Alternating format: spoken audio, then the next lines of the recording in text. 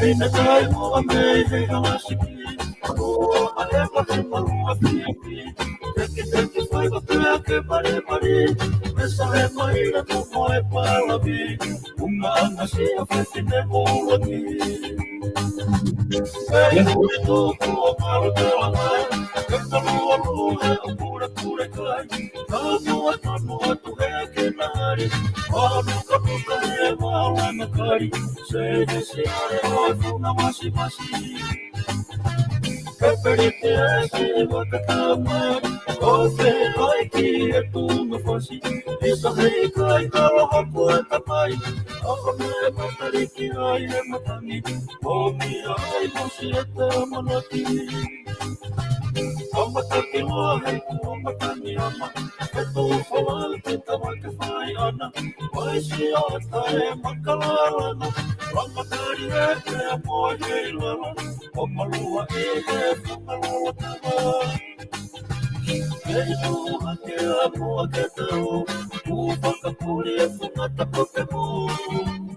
Pele kaki he te au whanifo. E tōma e parina fu.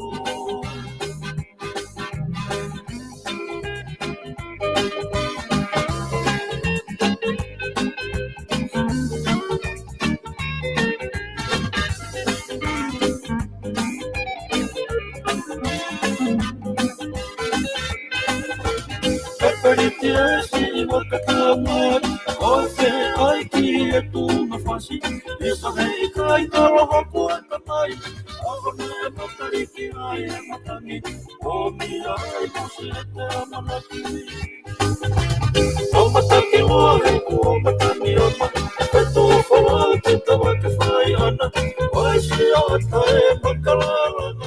Ramakari e te amoa hei lala. O malua e he whangaloa tawa. Hei tōha ke amoa ke tau. Tū whakapuri e whungata Pokemon. Pele kaki he te au whanifo. E tōma e parina fu.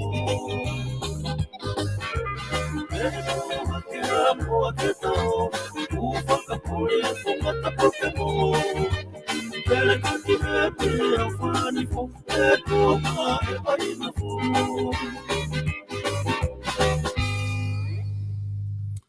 Kokore mo ke uhufanga hinga hei tala whatapu ko tape ko wha o atu pa meheni. Whatapu atu ki a hoeki ka ma haa tawi whanua. Whatapu atu ki haa takiloto. Pea pehe whoki ki he tonga ko tape kuongo atu kia e tau polokalama hono tolu ko ia. Ko e ke tonga pe a tonga. Pea mo takwhatani ku mai heni. I he whewhini ke whakahoko atu e tau polokalama ko ia ki he wikeni. Ke tonga pe a tonga. Whamalo atu ke tiki mo tolu ko tape. O ku mo mui mai he tau polokalama. O whapea ko ngore atu ai polokalama ki apina ke mo share atu e tau polokalama ke au atu ki ha feitu upe au atu ki ai tau polokalama i he ahoni. Ke ngatai ki mua ke whahoko koe tau polokalama ku whiawhia ke whamalo atu ke kulupu koia. O kuna au sponsor koia tau polokalama koia ki he ahoni. Aia o ku whahoko atu he ahoni. Ai polokalama koini i he lotolere ai kulupu pe mei Amerika koe kalapu. O kuna au lotolere ke whahoko polokalama koini i he whoi wike e nima pe ono ke whahoko atu ai mo polokalama koia ke tonga pe a tonga. Ai te matoki wrap up polokalama koini he osi ai whiri. I a taha walu pe te matoki wrap up lewa i a whoi wike taha koe ia wike hoko pe a malolo lewa ai polokalama koia. Ko whikau i maua ki ai ke ma whahoko pe mo takwhatani i a honi. Ka ki ngā tai kuloto pe a takwhatani ke o atu ai ki whanongonongo mo kitu waki koe ni ke te mo tolu. O ku mo ABC niti ki tonga ke mo manatu iange tau kautaha koia koe kautaha ape paanga koia koe mama UNI store. Ai lava ke ngawe aki e kautaha koe ni koe mama UNI store. A whaas mama ki hao whia mau ke ave hao kiki pe hao paanga ki tonga. Te ke lava pe o whetu utake te ki nau tolu, e nau pesi Facebooka, pe ke lava o tohi ke te ki nau tolu, ke whahue pa anga, ka lava ke piki, pe tiriva ho koloa ko ia, ho koloa mea kai ko ia, i tonga, e he kau taha ko ia, koe Mama and I store, i tonga eki. I he ahoni whuko loto ke taitari rei, koe taki ke ta prokalama i ahoni, whawhiawhia ta au mai ke prokalama hono tolu koe ni, ahoni ko ilo peku ke, ke tatari ke au mai ki he prokalama koe ni ke whahoko ai tala noa mo koe I he kaweinga koia ko ta osi talanoa mai ai na tangata foki. I he talanoa he wiki ko osi ki he temo kālati. Ko tuku atu whainga maari ko ni ke te koe ke hoko atu ai I he proklama ko ia I he temo kālati he ahoni. Oe, tonga tuka kori o whanga te whatapu o suna whaki, wat whamalo solo ngā koe. Lava lere ta proklama koe na mina ki whahoko, ko whamalo te pēni kau sponsor. Ko whambeke hoka te me mea na tau ia he wiko osi. Ngā koe wiko osi koe fua taimia ke utari ha whehui. Koe he whekau aki mai te mo kālati, pia mo ngai whehui mai o pehe mai ka au ko Amerikani koe whonua te mo kālati. Na e hiri koku tāri solo na e lahi e kakai na nau tā mai o ko whakapiko piko tahe mea koe kohi, Koe whangi kohi koko whai, koe whangi kohi whari kaua. Koe mea koe ke he kohi loa politiki, o tau ia he mea whakapipiko kau. Ko tari pia ke toki tari pehen ka nau tolu. Nau tari whaka pehe koe te mo kālati, ko tari ka he wiko osi ko whatupake pe na lako ata mai, ngā hena kai ke umateu teu ki ngā tari. Pako sai e pau ai, pako e taha ko kore henga mo tolu, ka kaha mo whehui mo tola whainga whehu. Koe nau tari whaka ko osi o kau ki he mea koe koe te mo kālati pa nau pehe koe whoi pāti pisinisi pe ia. Koe whoi teftoi tui pe ia alu whanoi mamani pa koe ne ala pe ha whanua mo hakakai o mai o whotu. E lava pe hakakai o whotu hange konu ko koito ngā. Pa ko whatata ben pa nau nofo ka whakau ki Amerika ke mea koe ni. Koe, o koe te mo kālati koe Republic. Koe ongu major party a he ni. Ka pa te mo, ko uhinga koe koe ka whanua ni a te mo kālati. O kui hene te mo kālati, ka koe ke ouna he te mo kālati Amerika. O te whanata pe pure anga ka fufo I waka puna solo.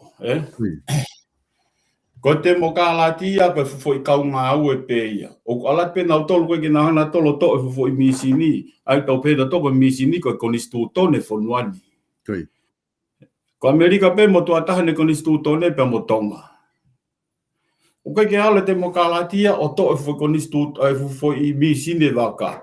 Ko na ala tu pe nau tolu ia o whakalere e CVC. O koe pe nau toton ke CVC, tau pe pek tau he kaha ke waka puna. Na e mua koe ai Republicana nau tufa pinata e totongi. Kuha ke koe te mo kālatia o totongi se ni te ni manoa ke he pinati. O koe whangi CVC pe ia o furi. O mea te tawhatonga I ka nau marei pe nau tolu, koe hau koe Republika koe ki loto.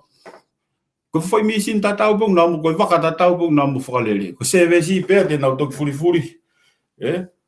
Alu ka atoa ki he, o uhinga pe he. Ko uhinga ia koe pe ko Amerika ni au, pe nā peka nena e kāse ni na nau kei whakakikihi mai. O kai pe ke mbore o taimea koe taria te nau whehu. O kai ka whanua neu ouna he te mo kālati. Ko te mo kālati, pa ko mea ni ko mea ia e tau whenga ke fusata Amerikani ki tonga. Pa te tau whakata he, ko Amerika he solo. Ko foi honolahi. Ko tonga he no CCE. Pene tau lawa tau tolo whakawhanua I he, ki foi hina koe. Pea koe mea pe moko he tau liringi, e alo huhu alere I ki tuaka, no foi huhu a kovi loto. Te whakata ne huhu a kovi whanuani. Ila taimi peheni tale mau hau, ke tane wango fulu hau Amerikani, taimi peheni tō ki lalo a kesi. Mana ko si, wike ko ua ko hiri, malera me hoa utu ko tange koa. O kai fo I me aia e hoko I California ni bembe koe ha. Ko ni ku hiki tō wale ke sia ki panga nima ke kālani. Ane afi ko whakawa ke pere ti o whanongo e niusi. Koe kautaha, ka uhila, pilionea koe ha, Tesla. O kuna ureni e na umealere fo o ureni he mahina katu I November. Ai koe whai reni a koe ia, e lakange reni ia he te alo ute te lori. o ku pure I nia he o pure I kau whao lao ia he kakai ko unau totongi ko inau campaign ni mo mea. Ko mea nei ke hea tramu ia ba koe ke ulo tau koe ke. Toko mea ta mui loi na wari pe mau tohi ko foko Lieutenant General in. Ange ko nau lawi mo. Wari pe mau tohi ak fe mau kalanga sivi o koe foi e tisi nia ke tama foi kouti fo owe ke mau tolu General. Koi. Taka foi kouti fo owe ko api fo owe ko toa pe ia ko pau ke foi palak Tesla ia. Mari e solo. Mari, Mari e hu a business he politiki. Ko hu a kovia fonuani. Taka pau te seke tau ko sina ike fetonge pe nolo ko ni ko uhila ka aku. He ku tonge fetonge ki update ku lahi e wate mo me e ti mai misini fo mo me ko toa. Koi.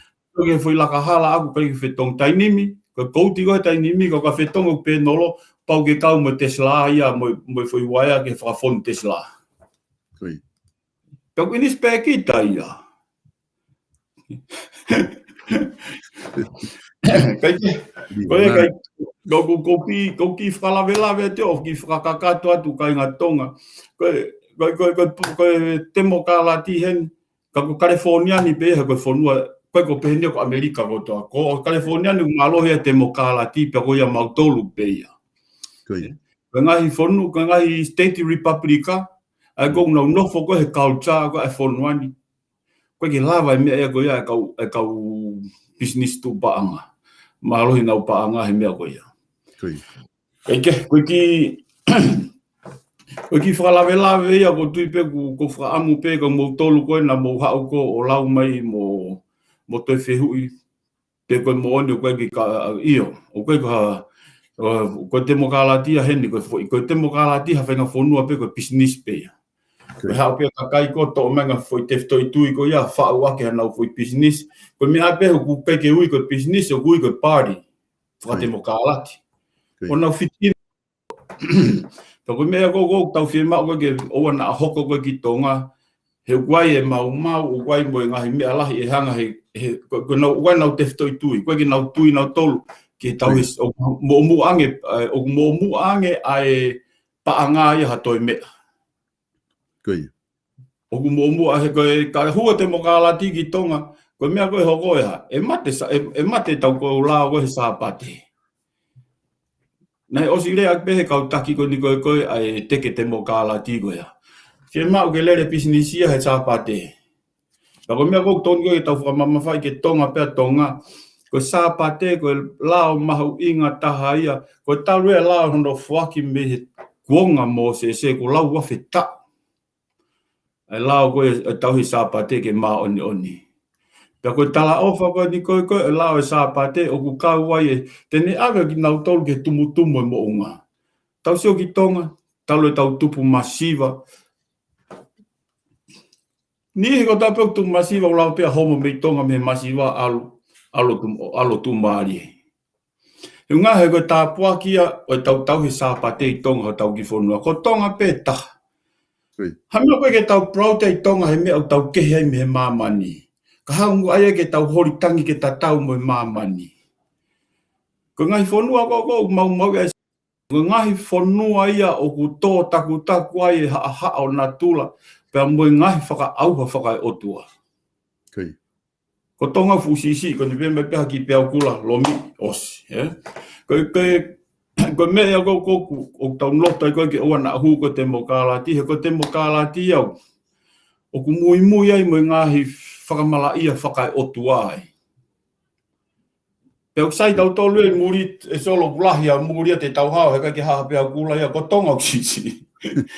Ko ne hao pia kula ia tawhia tonga ko ne o sia. Ko ranga ko ki mea ko tau tuku tau nofo peke otua ko tau malu anga pia tonga. Tau sio ke tau kisi ko te kaka pehe he futau ai ko mau tol fo ki ria hona ko loto ko fonua e ko te kakata tu o sio ke mui mea ko sio ke mui mea ko Koi. o si a tonga he tai mo tafi ai pe au gula i Indonesia Filipaini mo mea un tafi pe ia ko ki lere ko me no ka lof ki ha ka me ke liku osia Koi. Koia I tonga o ku tau nofo, oa te tau o mai te mo kālati, he kunehanga o mai ai ngahi to tonu whakai tangata. O ange koe mari tangata mo tangata, koe mau e sāpate. O kunehanga ia o tanu ai ngahi to tonu whakai otua. Koi. Na ulawe whoke pe tamatana ni ainge kia tapu pe mono ai ake hinga. Tamana na wharearea pa ne pehangi ka Agris. Agris, whewheka pati tau ai koe to tonu whakai otua e tangata. Tau tari angi ka Agris. Kei mui pe tama ko nina tau tanga Agris. Tuku e mo toi loa loa.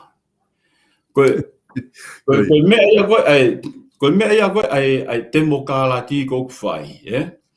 Koe ki tukat puka tahu tahane whehu I solo. Ko whaambea wea ke ko saia he ngahi whehu I mai koe taimpen ke tari mo whehu. O te mo te omo tō tohi mai mo e hau whakapiko ia ka au.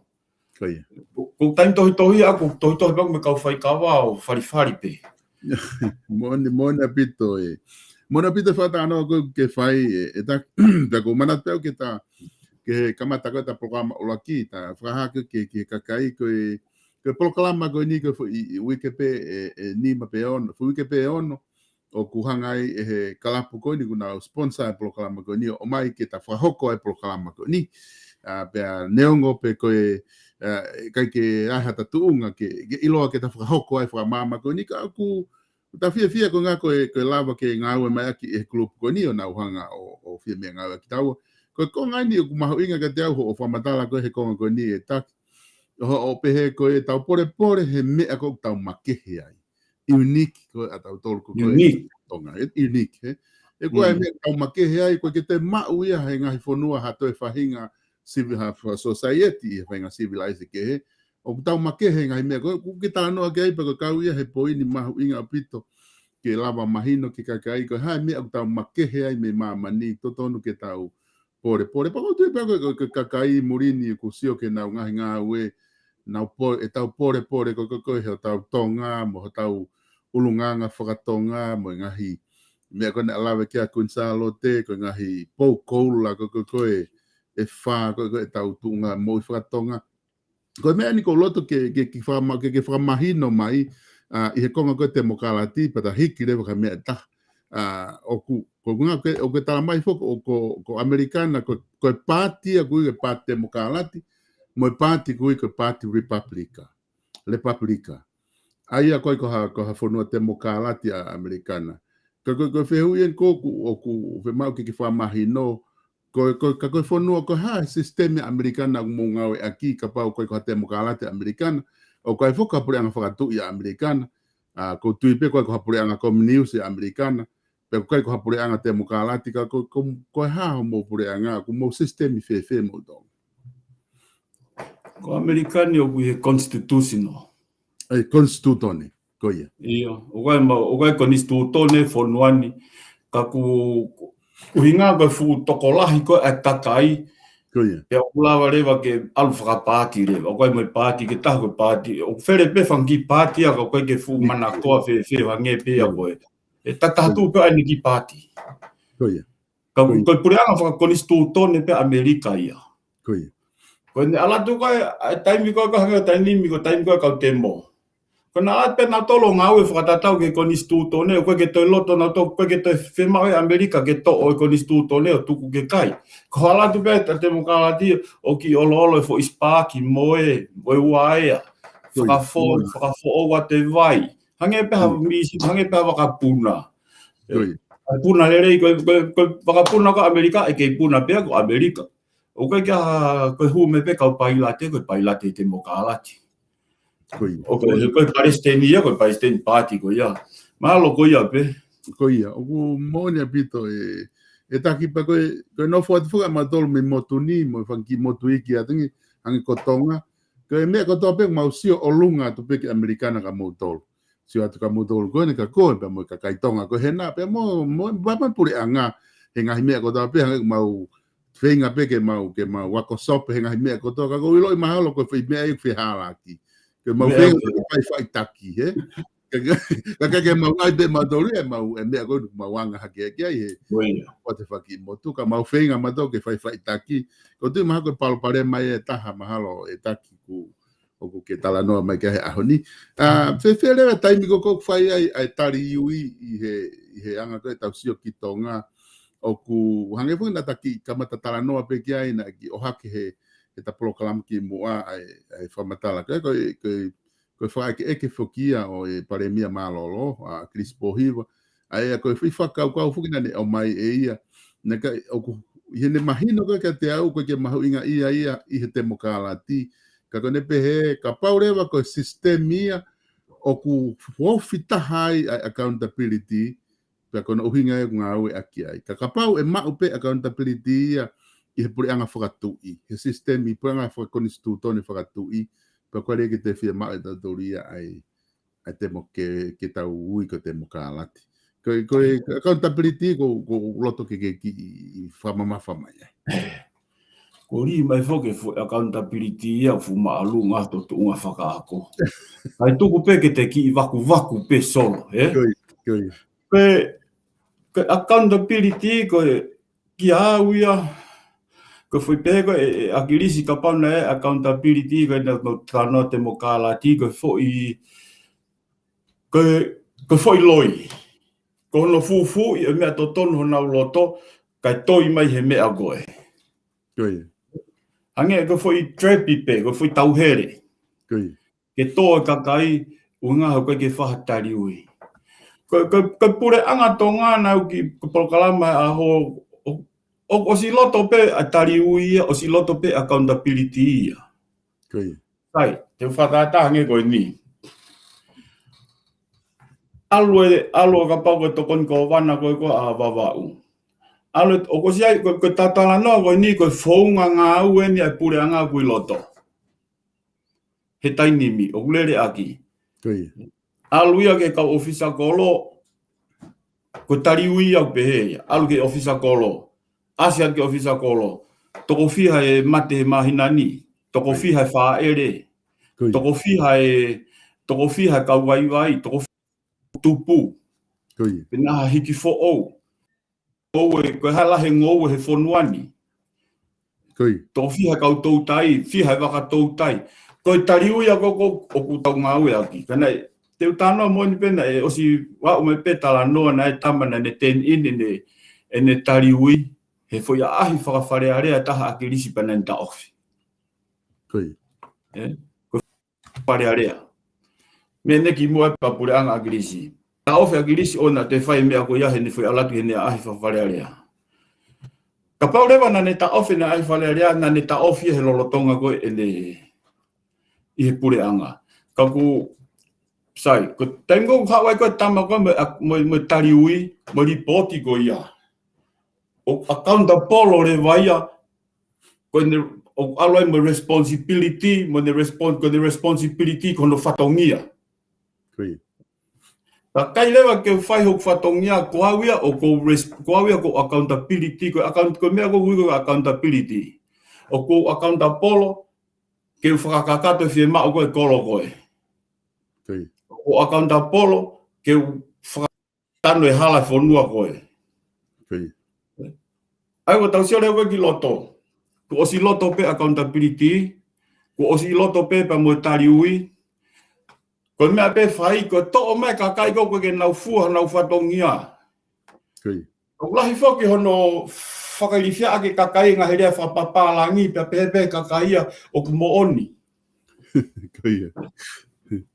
Ko tangata ta e fua whatau pehe ko tau tana whatonga ke mahino he ka kai tonga matotua. Ko tangata ta e fua whatongia o kui loto to o tuku ki tua. To mai tamako ne whai whatongia koe tuku he tamako koe e more ne taimi he alo tala noa ki. Ko mea ko whawhewhia taini mikua. O alu me ko koen ko whai whotutu o koe ke te whai mea koe wharearea. O alu hanga tonu pega ofisa kolo me puri whawahe ke pare mia. Te ku haurewa, ai ku haurewa ai pacheti. E tuk mai rewa e pare mia mo e ka ofisa ka ngai pare mia ko ko mo pacheti e te mo mai rewa ho ngai fie mau pe mo palani o kai palani ta unima mo palani ta hongo fulu pe mai lewa he ofisa kolo mo ka pure fa wa he na fie mau pe la lewa ke na o atu lewa e fa ta tau ke na ai ko ta uni tau pe ko ta uni ai mo tanke vai ko tau fo o hai pa che di ko ya ko foi palani ta unima ya ho ko short term ba mo long term o si I loto ko whaamba ke ilo he kakai. O si I loto pe accountability a solo. O si I loto mo tari ui. Ko mea ko miss I loto he kakai ko ke o fua whatongia ko ia. Yeah. O kai ke wheo kakai ko tari ui ko ho alu ke kolo. Ko tau whangi, ko ke tari ui e taha tau, ko tau pate tau sia tau tona o si hanga pehe ulaki whaia whakotu utu a tonga ke kau e kakai hono areai e tau tuku hau, ke kau e kakai hono areai mo I whonua. Tau whonga motua ni taha koe ke te whumana koa koe whono. Ko to'o maa he tō tangata ho ni e hui e whono. Ko ki tā et ki tonga tamahe tamahe, masi koe whono mau tolu, ni ongo koe whono e hou eiku alo ape mau toko ono. O kai koe whono e koe toki kawenga, pe koe whono o wau ka pau koe fie mau ia koe a warea e ngai fie mau ai kolo. I hou eiki. O manu ia ka kai a koe wana hou eiki, o wawiange na ngai fie mau e taimla. Ko tui pe, ka pau koha ni I hena koha ngai fie hui mai kau ki he tari ui mai accountability. Ai, o ka pau te tau tupe ke whai accountability pe ta te tau he. Pate tau alu ke accountability, responsibility, accountable, ko accountability ko foi whakalu ko accountable ko whatongia o ko haisia. Kau foi rea ko haisia. Ko haisia au ke alofua whatongia ki he motu. Sio po ko nau waka fiha, ton ke nau kupenga, mo ia ko tari uia. Ai ko kalata ke motu ki no muka, ko ke nau kupenga o ki kupenga peta. Te hao lewa ke pare mia talangi. Ko no muka we nau kupenga peta. Ko accountable lewa au ke whakalakalaka no muka. Ko tui pe o kai ko repetition nei nga ke wai pe mai ki me di ko tuka ta whainga maari ke kau whehui ka pau nau ki. Malo pito e takta ku mahina pito e whakau ke. Mai koe o koe e mea koe maari e whamatala ko ke o mai tak. Te ko maari e pito e whamatala ko ke hanga o mai, ke hanga o hai whakataha ai accountability pe mo e responsibility. Koe tariui pe mo e whatongia. Ke o ke hanga hai whakataha ki naua, ke o mea koe iau pau ke na whanonga whakataha he tau whanonga whapolitikare. Kai lava ke mau ai ola lelei ko tau fia mau. Pero time ko te mau ai whatongia ko ia. I ho whamatala ko o ku te haisia rewa ki ai te mo ui ke whakakato kai lava ke au e whai se kolo koe tari ui. Koe whakakau koe ko o mai he ni koe tapehe koe paanga tuku hau. Koe paanga tuku hau whokai whanua o ku o atu ia tānakia me kakai pe mo ngahi business mo hape. Kakai muri me panga hu atu ki ai me ape whainga whonga tāna ke ai me he tūte me hafua o atu re waia ke whai ake ngā ue ko ia ai pure anga ke tau peko kapineti ia ko konga whugeni o ku whia koe ke whai ake tariwi o whai e whare area taimi ko ku o atu ai koe pa anga ke nau tanu koe hala o ku whia rewa ke nau ripoti rewa ke whare area ai pa anga koe ko panga taha miliona taha miliona koe o kunau ngawe aki, ke whanongo ki ai e kakai e whanua kunau ilo i koe mau tuku haue na ave tanu hala, pena e whakaao ngā i paanga taha miliona koe ia. Ko nau whatongia ia ke whai. Ko whehui e toa kuia, ko whehui ako he pure anga lolo tonga. Pure anga koe ahoni. Pe tuke heangi ka pau koe patoa, pe koe peki, pe koe haa, pe koe tau taina, koe ta polokalama, koe ki ta whakawhalala taua i he ngahi kupati, pe koe kulupe. Kata tala no he pure anga ko hai pure anga aho ko pure anga e ko nuk taki he pare mia lolotonga. Ai o anga ko ho bakai tau atai na pe a ko ki ai. Pa ko ka hatari e ton pe hala hen. O fai pe ho tari ko te ke fai he ko e ket ki ai fe wi. Ko ho bakai ko ki ai I he polokalama ko ni ke tonga pe a tonga. o ku ke whakakaukau atu ku o sve unga pe tari iui o ku ihe sistemi o ku whai e puri anga koe ni ihe nau ngā ue aki ai pa anga tuku hau ai whanua ke ngahi ngā ue langa whakalakalaka nguna o whai. Kau fue veo i maari e solo, Koe. Ngā koe, ko tui ko aku o sve unga peia. Koe. Koe. Man tui koe lahe la unga he taini mi ia. Koe lahe la unga taini mi koe ngahi hala, koe mau hala, whakaukau ia e foi tanu i whakangataha pe huala. Ngō man tui koe foi palani koe ni na mai koe palani ta uwha. Koe. Pea e a upe tanu hala, ki e wheitu tak taha ai koe ta uni ko whe e. Ka koe mea ne taha o teike urea ke au, tau mahalo ko kehe piau me kau pou langa ngā ue. Koe. Ki au me lau maari e tau ataina. Ne ongo na i kai a se aspo hiva, mo mea i he tanu hala, mā teni mo mea. Nai tonu pe ke hanga pe ke owa te nau sio nau tolu ke utafa aki whakawhepaki. Ko mea kou kovia koe whakapāti tonga.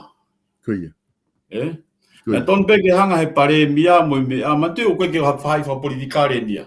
Taha mea ko whiarea ke pare mia te ure au. Nai tonu ke owa te nau hanga nau tolu whakamu a kau ai wāhenga koe kakaina hiki nima pou ke tanu hala. Koe. Nā ton ke nau hanga prioritize ngahi hala mahu inga koe whonua mo hala alunga. He kono mo oni, o ko osi ilo pea he kakaina kai ke hiki nima nau whakafofonga. Koe.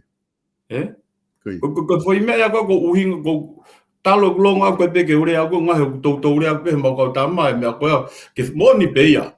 Koe. O kai pe mo oni whakamomu a kau tama koe na hiki nima. Ka kia au ia, nā tonu ke prioritize. Tau sio hange ko nuku alofa mo mea ngai hala alu i blahi. Ngai hala koe ke ngai mata. Koe. Sai e uhala uta ngahi koe kakai. Na o mapua uia ko mau apibe mau tolu tau he whainga maari o tu hala lahi. Koe alu ka ki loto, o to ai fuwa akau ia hokai he wa e ko hinga he ko pere pelai mi me fute tolu kai lava wa e o alu ake. Hange ko ngai hala tau pe ke ngō ue ia. O kai ke o tu ia uia ke ai ke mu o mu ape ai wa henga ka kaina nau a ka whafofonga na nau hiki nima. Pea ko o ko kore wha moe more henko ilo kai pe mo kau tamau nau wharea.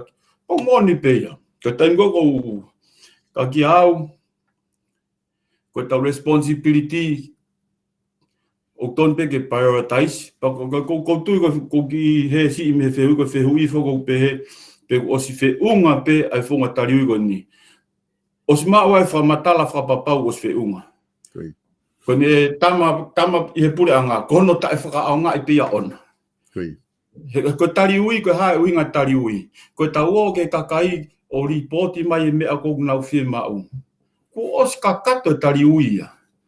Ko tangata fua whatongia, ko ia wikai kakato. Malo ko ia pesolo. Ia, koe maone a pito. Paku maari a pito, paku whawhawha pito pe, ai tari ke o mai e taki, paku tui koe uhinga ia tapolo kala mai ke tonga pe a tonga.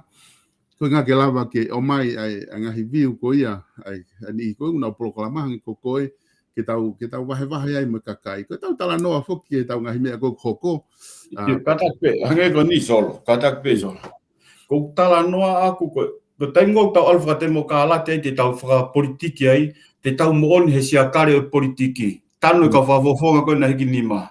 Ka mantu koe tau tonga, koe hae tau tonga, koe siakare o ofa. O kukai ke tau tokanga ke tō nou koe, ai whakafofonga, he o si ilo pe ia, neonga na uoloi he kake maolunga nge ia. Ko foi siakare ua ko whaam ke tauhanga whawhai ke hei. Siakare o politiki, mo siakare o ofa. E kei maolunga nge pe siakare o ofa, I he siakare o politiki. Mari e whamatara taki. E taki ko ngai ni ko loto ke o atu he whaitai. Ni ka panga whakawahenga. nga ka hiki mai me paanga an ko o mai gon he mea a ki mo ke olke pang fa henga ko loto ki fa malala da fa ko ni o ku ke ostala mai foki o ku ko palo palema ko tau whakapāti ko ngā ko taimu tau whapāti ai ko e palo palema pa mo oni pe ia ko me e ko tonga o kai ki whango fua he konistu tone whakapāti ka tau ilo pe tau tolu o ngā ue ngahi pāti he kua e peki o taki ai pare mia lo tonga ni pa me pureanga o kua e patoa pa tau os ilo lei pe tau toria ka ngofo i sino ia e ua pe koe me tau taina o kuna tu he tau ta whakapa politikare ka ko ngai ko loto ke te formal ape i he ta whako ni i anga ho wakai ki ai ka ilo ange fili novema ku hu e pure anga ia o mau i he patoa pia pare mia pia mo kabineti e patoa ko nau tolu te nau pure ke tau tuku hau ko nau tolu te nau whai tau patseti o ku osfe unga pe tari ui accountability he sistemi ke tau falala e whailere he patoa ho nau whatongia pe ku fe unga pe ia ko hinga ko pure anga pe ki tai nimi pe ka tai mo hua e patoa pe ta mai le ka kai ni i ko ke fe unga ia ko hunga ki tau sio tau ataina pe ka tatau e pe ko hai pure anga ka pau fe unga pa mahino fe unga ka o te tau te tala noa ta tolu ki accountability no nai fo ki nau ki teke mai maka aho ne ua teke mai ki live pa mo ku no mago ko pa ko teke ko nau ai ko kole ke patoa ko ia ke nau hanga o mai nau timi ko hai e pare mia ko ia o tonu le vai comparison ni ko e kakai te nau whakatau hoa rewa hai sias po ka pau tau pehe ko sias po o hiwa man te wha o koe ke tau ilo tau tolu ngaha ko nau wālau ko ni pe ko hai na tolu taki pe ko misisika pe ko māteni pe ko pīveni o mai nau pare mia o mai ko hai nau minister paanga ko hai nau minister ngā ue ko hai nau minister ke he whenga pot ngā ue ko ia pot ngau e lalahi mo ngai minister ko toa ko ia o mai nau come up mo nau timi ko no ingan solo o ko manaki ke tau o sia ha tau ai ol pereki pa mo tonga meni te tau latu potu i mala ko ke tau ilo tolu ko hai tau timi ko ia mola o ko no mo ni ko foi style ni nau tolu ate mo kala tiu fai ko whakapulo ko ia e whemau ke whakatau hoa. Pe ko misisika pa mo tuione toa. Mo tuione toa. Ko hai anaua te nalawa o whaile rei e whatongia. Te tān mon solo lau maari. Ko i toka ngau pe e wina tuione toa. Pe e wina. Ko mea ko mahuinga ia iau. Ke makapea ke tamafo ou. O hoko atu e whatongia totonu. Pea taha whai totonu. O kata ore a tonga pe he ko e hoko e whau mo i polata. Koe whau te tau whiu ono peluki. Ngahi me maia, ngahi me ha.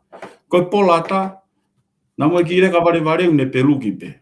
Koe ka au ia, te angia koe uhinga e rea ai tō wholofola koe ne a whio ke tau whiri whakapoto. O mai ha taha, o si kakato pe ai mea ngā ue ia he. O si kakato mea ngā ue ke langa ke whonua. Ko toko taha kou ala tu ko ki ne poto hono ngā ue aki, pe koe taimi ni he hanga ke heia mi ai. Mola. O hange pe au te ala tu heno ngā ue heni. Te ala ki tai au whotu una mai fu mea ngā ue masi hono whakengi ngā ue koe. Te ala pe kita mo te ki mea ngā ue pe ua ngā hea pe osia. Mola. Mola hea pito e taki koe panga whawahenga. Okay, koe paanga koe whare are au ave ke ngahi wahenga. Ma te ko ave na te tolu kilu. Tolu kilu. Ko ni ko tata no whaluku fua pe taua. O ku iai e tolu kilu ai ka whafonga patoa ho na ngahi wahenga. O ku ai tak tolu kilu ai ka tawa taina mo hai fua ku whare are. Tō taha whitu. Ange nau tak tolu kilu. Pea ku hange ko ho lau. Ange rewa ki he whakafonga whare are e whare area ai responsibility ko ia. Ke alo me tolu kilu ko wahenga o ngā we aki. Pa ke ripoti whakafoki mai ki whare area ho whakamatala paanga. ko accountability ia pe na mo ngau le ia ki homo pa anga pe kai aia ko ne accountability le vai ko ne foki mare vai fofonga ko va hinga o tala ki fale area ne report fra pa anga talanga pa anga na ko mau ngau aki i he pa anga fra va hinga ko ku fe ka ko i ho va kai ko i he to fale area ko ni ai ku lo tonga fa os ko ni mo na pa anga fa fale area o ku ke fia marie i he tariu i o fai e he kau whakafofonga ke ngai paanga e tolu kilu at ka tiki nau tolu o ku nau accountability le rei he ngai paanga ko ia pe ku kei ke fia maari ai. O ku kei ke uloto ke utari whakaluku fua. Ko ia. Wingan alawea i hani ihi na nau ngau le rei ake paanga. Maari. Ka ki au ia o ku tau o kai pe ke tau wange tau tolo ai whainga maari e ke wahe tāu. Koi. Ka pauna e ku panga ne ki mua pe he taime o agrisi mea. Koi. Te kia hata hai a tuu hake o whaiti. Ke paanga ko ia ke aha ka panaha ki komite wahe ko ia. Koi. O kai ke avo tuko he komite he wahe ko ia panau toki wahe le rei lewa ngahi kolo. Koi. Koe ni ko tari ai foki ai ngahi ai pureanga whakakolo ke paremia. Ko pehe ko tona ke foke paanga koe ke office paremia. Koe mea ka ni solo koe talo nia e kutuki mononofo ma ake hukamata pa ake tau ko o sipe e laino ke pui ma asifika aki mononofo ka foki. O ka toki fehui menea kau mea koe mea o si papai foki mo tau ngai live o si follow pe tuki mononofo. Pea aloha o whakafoke ai pureanga whakakolo, kau teke mahino mai pe ko hame au hoko ke paanga. Koi. Na e whakafofo ngai ana e talo e nia e ne whakafofo. Ko tok foi tem whakaosia ni ko announce lewa. Ko ki motole ka officer kolo ko ni ko tau paanga no fie mao ke wahe. Toki teu peke ha. Ki he Filipe a toki announce lewa. Koi. Oku ka pau na ko hatama kau oku tama whai to tonu te neha urewa. Oha, te neha urewa ai hafo i komiti. Piki mai tama me he kolo. Pe kau ofisa kolo pe. Kau kai fuke lava ia. O wifange pe e te mono kita ho ka toko taha. Kau te peke a whakafofo ngai o mai ke pureanga ko ni ko nau come up mo hake mo hafoi aitia. Ke pehe ke hono ngau e whakapoto o vea. Unga he tau peta to e aloi pa ngai kwa kani i. Koi. Ta tau pe pureanga na toko o si mo pureanga ko ni. O te peke a taha e come up. Ma foi aitia ke hono ngau e whakapoto aki e whakafofo ngā. Ka awia pulahe panga tolu kilu ke ave ke hafoi toko taha. Koi. Pau i kai ngatai e malawa pe ia ke o mai e ngahi ripoti. Te lawa pe kita whau te ripoti. Koe o mai koe ai paanga te whatata pe ki hen. Ki whatata whaingo fua. Ka ke hua he drive through ko pau ke totongi koe he. Koi. Pau ke totongi koe he. Ko pau ke aluga mo receipt. Pau ke aluga tolopo receipt. O tahe totongi he tolopo receipt. Foi station e tolu. Koi. Osi koe aho, mets ko toa foi station tolu koe ia. Koe ia, koe foi tolu kilu peke toko taha. E lava pe he toko taha ia koe o whau ene ripoti loi. E lava pe toko taha ia koe o whau ene. O tau ange tato whenga maari e ke whaihala. Koi. Pea toki whi ao ai pia mo te woloho no whakakikihi ia mo e ha ene. Ngā temptation ke a te wolo. Oku kāwi au, oku kai peke tau pehau kai ke whakapoto foi whaunga ia. Kono koe whakanuno taha ia. Oku i kai pe whakapoto ai foi mono ata ai tolu kilu, alu pake toku hao mua. Koe hipo tia ulawa pia whailoi. Koi. Mo lahi apito e taki pia koe taha ia ngahi ka venga pia ko ngā ka tau kainga ko whanongo koe kakano ko ni ko matala noa i motaki i he hoatani ko mamemei no foeni i he accountability po taliwi o fokata tau pe po ka whainga pureanga ko hai i he pureanga ka koe masio ke tau tala noa i ni pe oku osfe unga pe taliwi ko ni ko e tau pureanga tu whaka konstitutone whaka konstitutone pe ikai o hange ko ngai me ko fa talanga ka ko o atu ni ai ta fa ko ni fa ke ta no me ta fa ko ni ai ke tonga pe tonga ai ko fa kau ni fa os te tala no atu ai he accountability ta ko nga pata ka pa ke to hata time pata hiki ko sio pe mi os te time ka ko ilo pe ko la ngai me ai ko mahalo ko ke os te ke hiki ki ai ko to fola ko ni afiona ne nane pe he to fola oku lahi ai ngahi homo tala mai he campaigni ke fai totonu me hafua pa mo huki fale area ka ko fe homo reporti o eke he ne afio accountability ko fe me ko homo reporti ko fe reporte ka minister ko fe reporte ngahi poate ai pure anga ko me ai ko eke he ne afio ne eke ke kakai ko fe ho fatongia ho responsibility ko minister ko ke reporti mai ho reporti ko me ia ko fie mau o ne eke ke ngai poate ko ka poate mo tolu ko fe ho o tariu ko ia ho fatongia ke hoko ko poate ko sea ko tare kita ko ha ko fe ho mo reporti ko to fola ne afio ko o mai ko ha o ka ki ai he time ku tatala no ai accountability i tainimi. O ilo ia mahalo whatau mua ni afio ana o pehe. O si loto pe ai sistemi hange ko ke o mai taki. Ka koe ke mo fai e mo tolo mea ko ia. Ko hame koe ke mo fai ai tari iui ko ia o si loto pe ai mea ko ia ke mo whakahoko. Taki ko haho o wakai ki ai ko o wakai wha osbe ki ai pata hiki rewa ki haka venga taha ka pau ke i toi ta taimi. Koe mea ko mahu inga ia i solo. Koe. Ke sio e tonga e o si mau pea tonga ia. Koe. Koe aika ke pehe ke tauhanga liriu e whonua ke tunga whakatemo kālati koe uhinga koe ha. Koe uhinga koe tōnou nou whakaitangata pe koe fumata e lava pea pehe koe whaihala e lava pea koe tae ilo. Ko uhinga koko talame koe ke tau whiri whakapoto. Koe. Pa koe foi meta o ku ata mai. Koe foi komsoni koe ai tau i whakawhipaki e whaihala. Koe. Koe foi komsoni whakana e whakotue a girisi. Koe. Pe taimunga na ala ke puri anga, na ke na he puri anga, pa na ke na hanga na tolu whakamana wai. Koe. Apau e whakamana wai e foi komsoni ko ia. Ke nau o te o tau whaihala i whare area. Koe.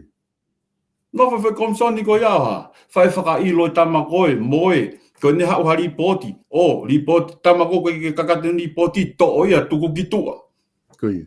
Pe ai foi komsoni a koe ke o e whakapolitikare ia. E te nau whakapolitikare pimo nau tolu ia.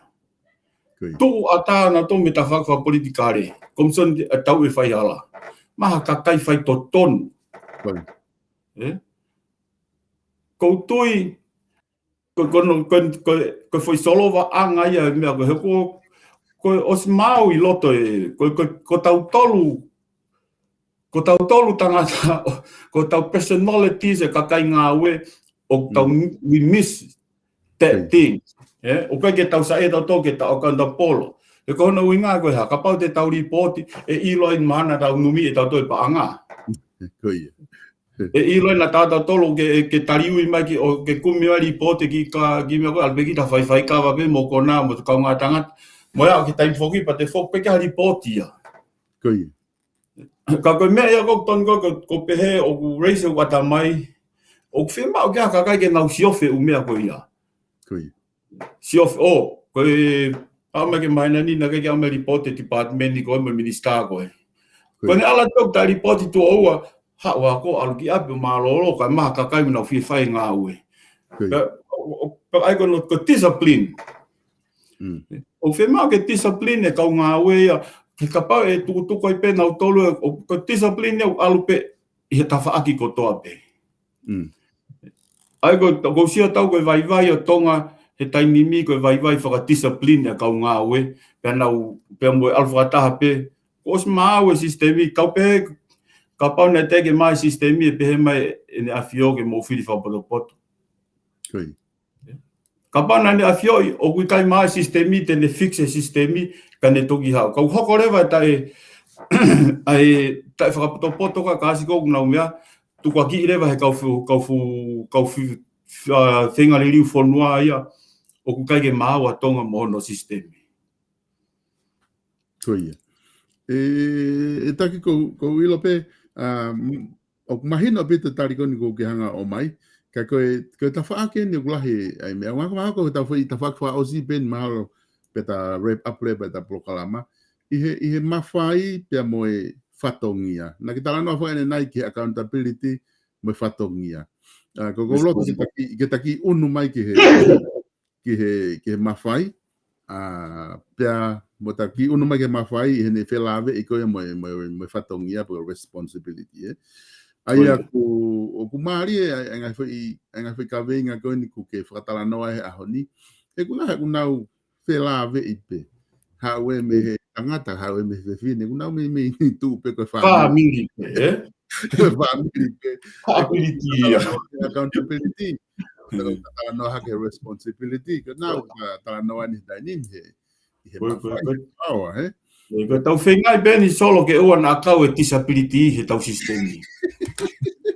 Kune hupe disability o kune hangare vai a tamate au tau tu tai ni mi o lotonga tau disability he kai ke mate accountability mate.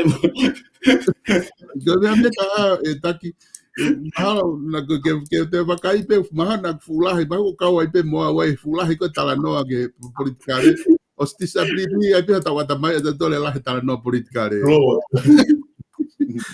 ya we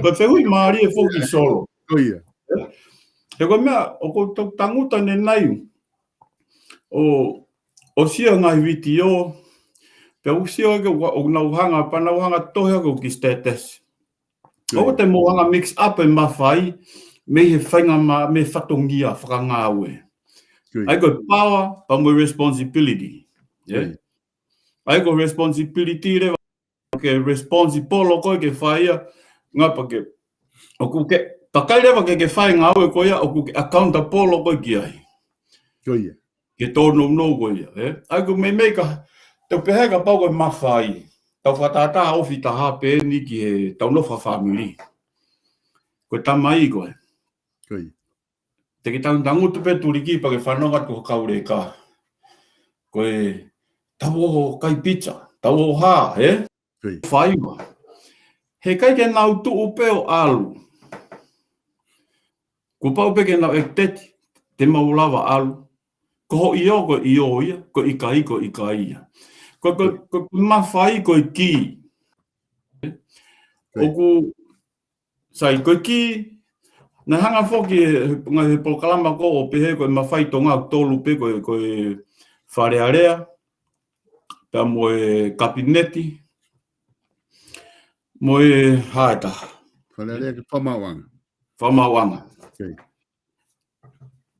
kai ke ne ko kupuia ko ia mandivo ko nistu tone foi konga tolu tawataina whakalere whonua mo kerekere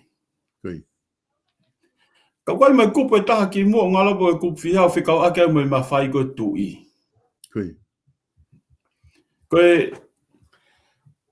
ko tau whenga pan koe ke whete ke ake hange ko mea kono teke ko he whahae taha ke ai fo i lao e ono o ku hange a tau whetuku e kātoa i mawhai a ke fo i turiki ko whotu ki ai o wherewa check and balance ko tau lau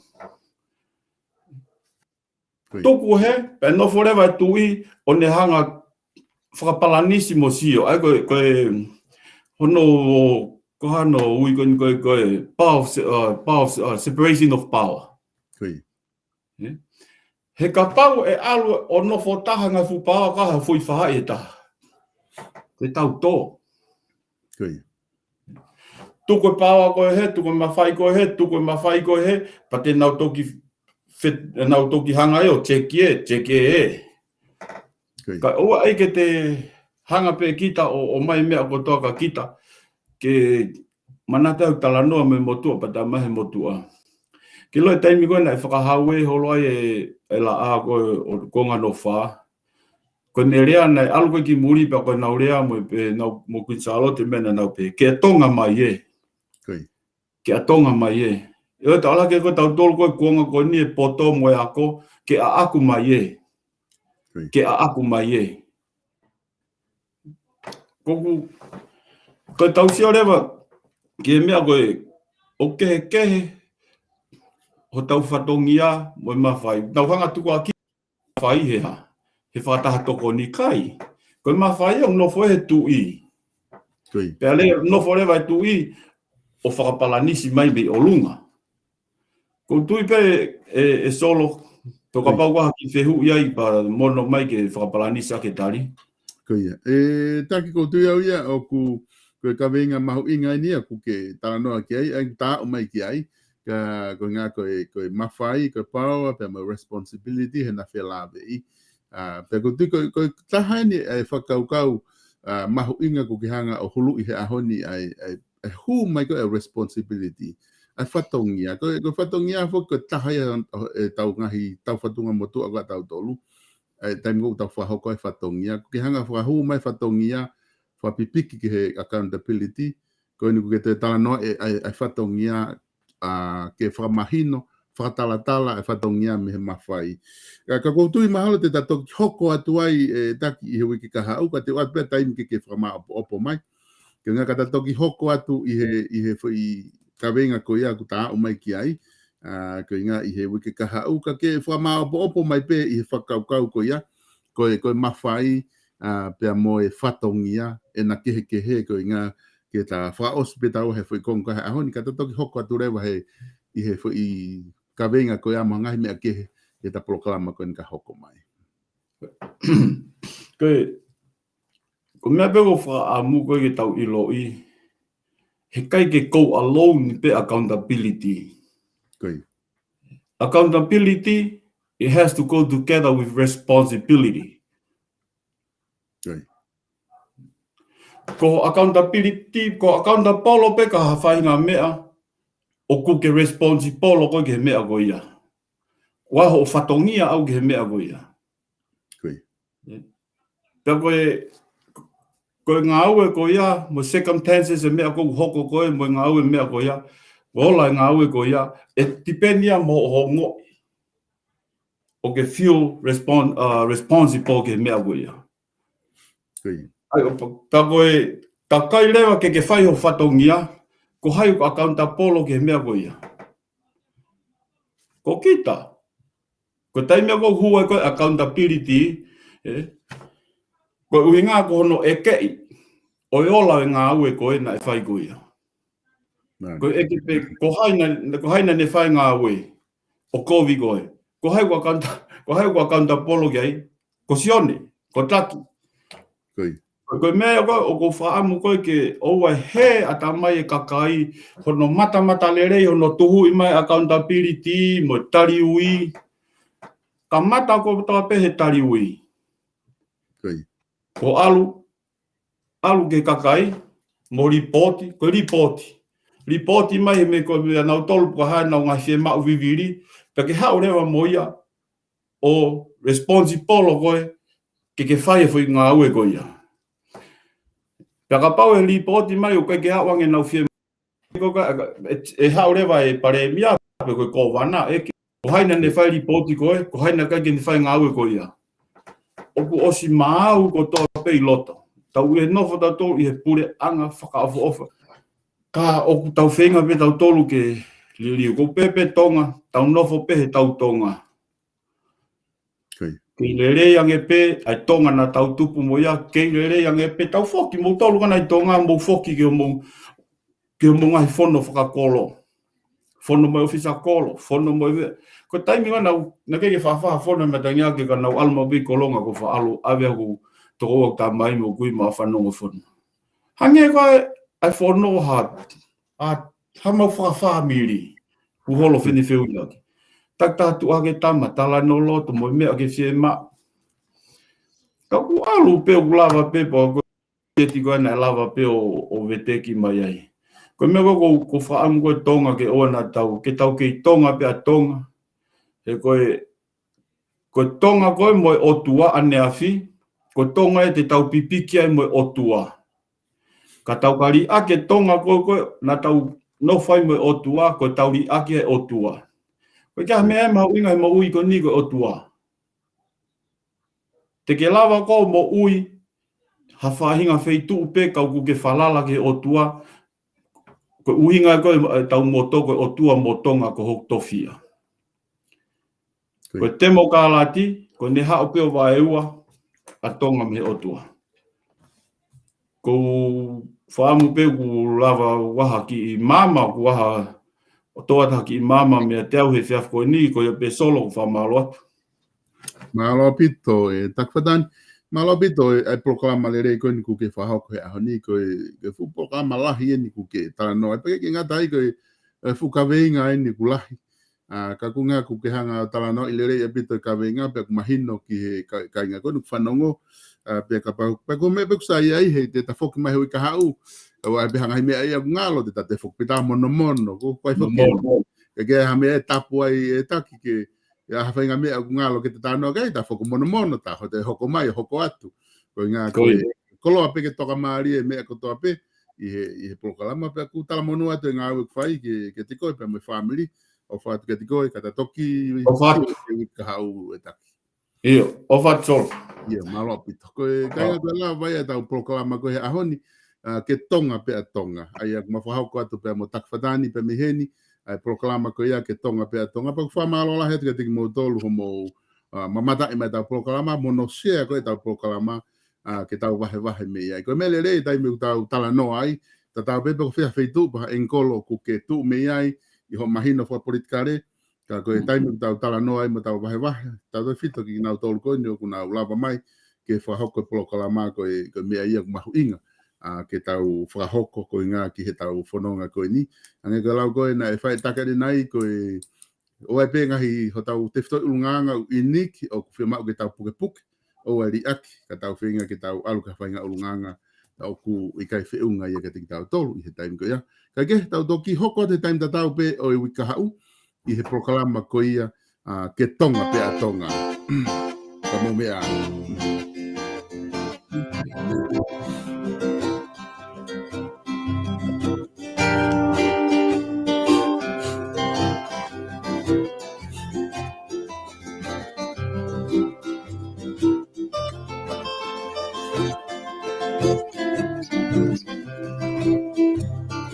Malo ado e peke te motolu ko e kalapu na mo sponsor ko tau proklama malo abito to ni ko ne ku lava le ngai proklama ko ni to e pe proklama tol ya tau doki wakai ai motolu ko e ka quantity tipo ka fa funga ke loto ke atu proklama meheni ata pe me ka sponsor ke fetu taki mai ke deu no wataha ua no anima no ono no afitu ka pau ka quantity ke loto ke tala no heni ke tu taki mai to pe we ke tol ya fa ho kore vai tau fili